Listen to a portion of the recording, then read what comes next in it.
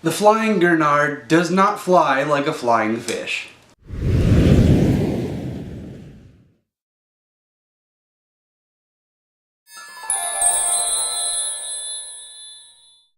What's going on, everybody? My name is Brandon. I'm a marine biologist and an artist, and welcome to Nature Meets Paper, the place where we go on an adventure to discover the world of marine biology.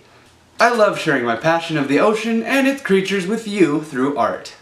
If you are new here, welcome. This place is for everyone who likes adventure, discoveries, and connecting with nature. If you are returning, thank you so much. It is great to see you again. Today we'll be discovering the flying Gurnard. Are you ready? Let's dive in. The oriental flying Gurnard, which I will refer to as the flying Gurnard in this video, lives in Indo-Pacific. I get to put my map to use again!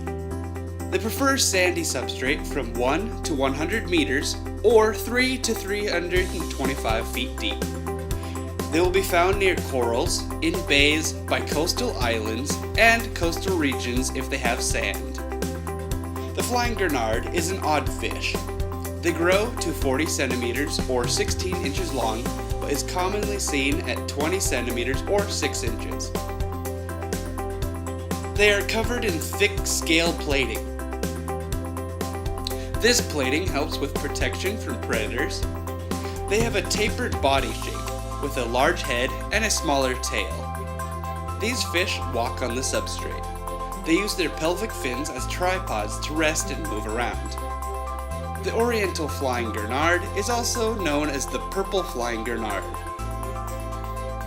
This is because the fish has spots of purple and brown on a base of cream with hints of blue. They have large eyes on a blunt face. They kind of look like a frog's face. Funny how this fish looks more like a frog than the frogfish. Why is this fish called the flying Gurnard?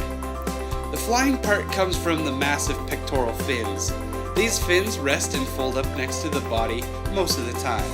They unfold to reveal big spots and a blue stripe on the edge when they're scared. These are thought to scare predators by increasing the size of the fish by double or even triple. The ends of the pectoral fins are lined with finger-like sensors that enable the fish to feel its surroundings. As far as the Gurnard part, I'm not really sure. Many flying fish that you hear about can glide on the surface of the water for several meters. These fish cannot fly, only swim a bit and walk. They are only used to scare predators and look cool. There might be other reasons the pectoral fins are so large, but I couldn't find any material explaining it. What do these fish eat, and how are they doing? These fish eat benthic food like invertebrates, crustaceans, and small fish. The IUCN Red List has them listed as least concern. This study was completed in 2015, so it is a relatively recent study. Unfortunately, a population study could not have been conducted. These fish are solitary. This means it is hard to get data on the population. There is a small subsistence fishery for this fish in Hawaii. Other than that, and aquarium trade, this fish is left alone. This brings us to the story portion of the adventure. What was my encounter with this animal? I was in Hawaii. You know the place. There was this little fish sitting in a darkened tank, standing on its fins. I really liked that it was sitting on its fins. I didn't even know that it had huge pectoral fins until doing the research for this video. And let me tell you, my mind was blown. I had no idea that this fish had secret wings. I just liked the color and the fact that it was standing.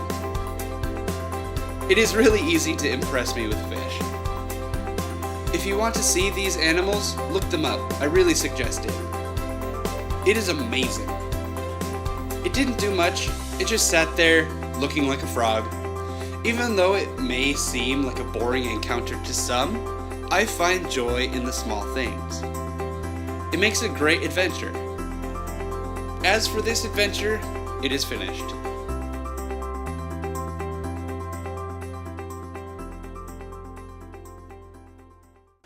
Thanks for watching this video. It means so much that you take time to go on an adventure to discover something new. If you think that I deserve it, click that subscribe button and ding that bell. That way you can be notified every time I post. We are 6 weeks away from our finale, Season 3. I'll go off on other adventures for Season 4. I can't believe it. Season 4, that seems crazy. Seems like we just started together.